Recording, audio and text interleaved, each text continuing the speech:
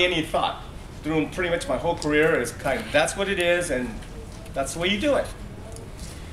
But then, due to a fortunate event, I got to think about it, and as a result, this came about. So I'm now going to talk about how it came about. So it was early September, and I was going to work with my high school student, Patricia. And so I was walking to her classroom, and she was coming out of the building where her classroom was. So as she was coming out, instead of coming straight out of the building and to get to her other buildings, her classrooms, which were over directly behind me, she was going off to the left, and she was trailing this concrete dirt line to get there. And I think I know why she was doing that, and that's because as you come out of this building, there's a whole bunch of poles. And those poles probably cause our students that are totally blind a heck of a lot of problems, those poles, because there's a whole bunch of them. So I think that's why she was going to the left, to get past those poles. Now the only problem with this is that as she was going to the left, there was this huge tree that was growing at crooked. It was growing into the concrete area. So what was going to happen is she was going to hit it in her chest and her face. So I had to stop her. I told her with my voice, I said, Patricia, you can't go that way. Let's go back into the classroom. Let's go back into the building, and I will show you how to get to your classrooms. So I told her to follow my voice, and I'll tell you why in a second. So we come back into the building. So there we are. And so, what's the old saying? Opportunity breeds invention, or something like that. And so this is what happened. So there we were at the end of the building.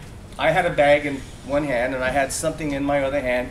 She had a paper in one hand, and she had her cane in the other. So okay, so how are we going to use the traditional technique? So anyway, so the distance that we had to travel was probably from here to a little bit past the doors, and then she would be on the walkway, and then she would take that walkway, and then she would go to her classes. So there we are, and then she starts to fold up her cane. And I say, Patricia, don't do that. It's a lot of work to do that, to travel this short distance, because we'll be there in a few seconds, and then you have to unfold the cane and use it, and it just seemed like a lot of work. And I said, because I had done this before, maybe a couple of times before, and probably maybe you have done this as well. I said, Patricia, put your left side against my right side, and put pressure there, and I will take you to that spot. So she did. And so we walked over to that area. I got her on the pathway, and then she continued on to the class. So, you know, like I said, I had done that once or twice before, and I've talked to other people, and they told me that they've done it, you know. And I remember when I had done it before, I thought, that's interesting. I got this person from there to there, But then I stopped thinking about it, and I went on to other things. But I just remember kind of always being puzzled about it, how nice it seemed to work. So anyway, so this time I got her to the pathway, and she continued on to her classroom, and then I was going to meet her elsewhere on the campus. So she's going to her class, and I'm saying, that's interesting. Wonder if I could do something else with it. So I'm walking to where I'm going to meet her, and I think, yeah, I'm gonna continue with that idea and see what I can do with it. So she comes back, and I say, Patricia, we're canceling the lesson. We're just going to work on this thing. You just make contact with my arm, from your wrist to here, and I'm going to see if I can take you around the campus. And she goes, okay, fine. Okay, so I said, okay, so give me pressure there. So she got the idea. She's giving me pressure there. I says, okay, so we're walking. We're walking straight. That's no problem, because we've done that before. I said, okay, good, walking straight. So now I said, well, okay, we can't walk straight forever. I have to walk a little bit left, so I'm walking to my left a little bit. And now I sense she's kind of confused, kind of stumbling around. She's trying to figure out what I'm doing. And then quickly she figures out what I'm doing, and then boom, she moves to her left, and she makes the connection again. I said, oh, okay, I think she's got that. So we're moving straight again. And again, I have to move left. So again, I'm moving left, and initially again, she's kind of like, like, what are you doing? And then she kind of figures it out, and then she moves to her left, boom, and she has a connection again. So, oh, okay. She's got the idea, going to the left. Great. Now, let's try to the right. So, okay, so we're walking straight again, And now I'm going to move to the right gradually. So I move to the right, and initially I'm feeling this resistance on her part. I'm having to push into her. And I'm pushing into her, and then she stumbles and like, what's he doing? And then she figures out what I'm doing, and then she relents, she gives in, and now we're moving to the right. And say, okay. So now we're going straight again. And again, I move to the right, and again, there's this initial resistance on her part, but then she figures out what I'm going, she relents, and now we're moving to the right. So now we're moving straight, we're moving left, we're moving right. So it's kind of like, And this, believe me, this happened in a very short period of time, and that's kind of like, that was encouraging for me. So we continued to do this for the whole period, and I don't remember exactly, but I think probably by the end of the period, we were probably traveling all over the school, probably doing quarter turns, right turns, probably doing 80-degree turns without any problems. So I was kind of like, and I probably asked her, Patricia, how did you like that? And she said, yeah, I like it. And I said, yeah, okay. So we worked on it again the second lesson, and we worked on it again another lesson. By the third lesson, I was able to guide her all over the campus, anywhere, just as well as with the traditional technique. But from my point of view, and I think from her, it was more comfortable. It just was very, very, very comfortable, and it just nice to do.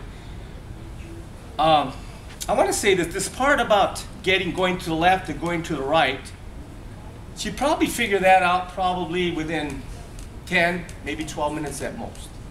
I mean, so the ease with which she was able to figure it out, it just astounded me. So anyway, that's what it was encouraging for me, and that's why I continued with it. Now, as I was teaching it, I remember thinking to myself, I says, what are you doing? you're taking someone, as opposed to the standard technique when they hold on to you and they got a grip there, but you're trying to guide them by this pressure thing. It's like, is that a crazy idea, or what are you trying to do there? But then, fortunate for me, I had years before, I had salsa lessons. And my first teacher is here, Miss Laura Cornelius. And I remember from one of those very first lessons, she's telling me that the dancers, when you're dancing salsa, you get your arms, your partners have their arms like this. And there's a pressure in those arms. And you don't grab. There's this pressure in these arms. And you respond. You move forward, you move back, you move left, you move right. So I remembered that, and I said, salsa, they do all this fast movement, they do all these crazy turns, it's very intricate. I figured if it can work in guiding someone in a salsa dance, I figured in leading our students that we work with, just simple, straight, left, gradual, we're not racing with them, we're walking with them at a nice, comfortable pace. I figured it should be able to work for them. And as I continued to work with my students, I said, yeah, this thing does work. There is validity to this. So that gave me, the fact that I had salsa lessons, that gave me confidence to stay with the idea that it would work. So anyway, I don't want to go any more into the idea of the pressure. I have my wonderful teacher here, and I'm going to read from your little thing here that you got here. She is known as the First Lady of Salsa in Puerto Rico and as LA's Salsa Diva. Multiple honors, including the Anibal Vasquez Award and Lifetime Achievement Award. Choreographer for film, TV, and stage with over 25 years experience. Featured dancer in TV and films including The Mambo Kings, Dance With Me, and Out to Sea. So here is, and her partner is Jerry Garibaldi, and he is opening a dance studio where? In Whittier. In Whittier. Yes. So if anyone's interested in salsa lessons, he might be the man you want to see. So here is Jerry and Laura to give a little salsa demonstration. Hi, how's everyone doing?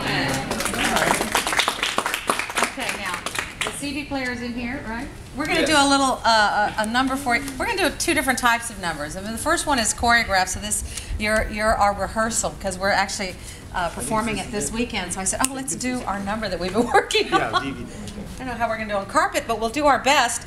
And then I'm going to explain to you how we do lead, or how Jerry leads me and how I follow him.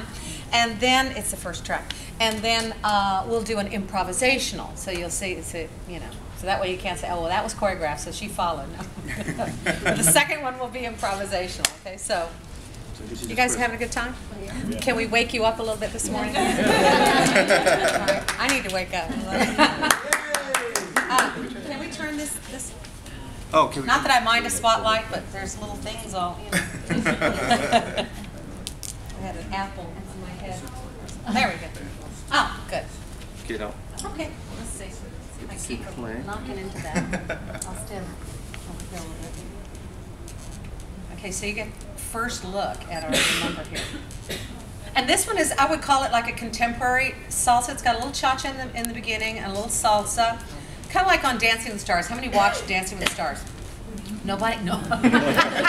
Well, you've probably noticed that they don't use the strict Latin music sometimes, or a strict Viennese waltz, you know. This is more contemporary style music. So we're taking other types of music, pop music, and dancing cha-cha and salsa to them. So that's what this first number is. And then the second one would be traditional salsa. So. Is that Technical difficulties. Technical difficulties. Okay. Go find the tall guy, skinny guy. Well, no, I'll give us a little break. Look for a tall, skinny guy. Well, yeah, that's true.